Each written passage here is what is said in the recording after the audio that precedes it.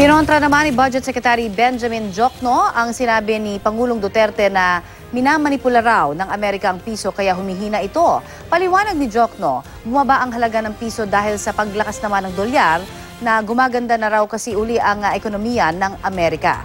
Balitang hatid ni Bernadette Reyes.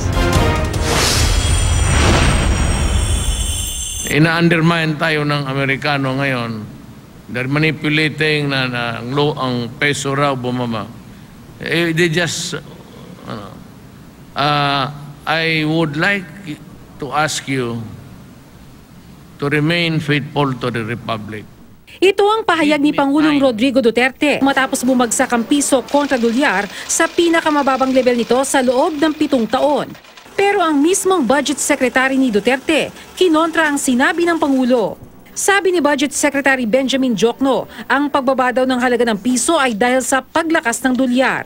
Ngayon, nakikita nila na babalik na yung gumaganda na ekonomiya sa Estados Unidos at yung umpisahan na ng taas yung interest rate, bumabalik na yan. Nanindigan si Diokno na nanatiling magandang mamuhunan sa bansa. Ang advice ko sa mga foreign investors, kung talagang long-term investors sila sa Pilipinas, they should not be distracted by the noise, no? They should look at the forest rather than the trees, no? Ay napakaganda naman ng 10-point economic agenda ni Presidente Duterte.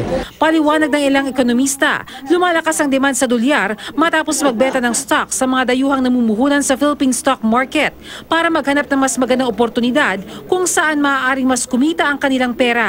Pag pumasok yung mga foreign investors sa stock market natin dahil naakit sila, malalakas ang peso dahil mas maraming dolyar na pumapasok. Pagka lumalabas sila, pareho ngayon, dahil kumita na sila, ihina naman ngayon ang peso.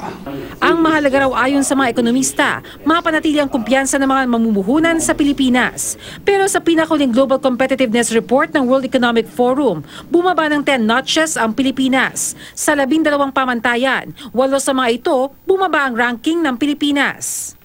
Ayon sa survey, kabilang sa mga problema ng bansa ay burokrasya, kakulangan sa infrastruktura, korupsyon at tax rates, bagay na dapat tugunan ng pamahalaan.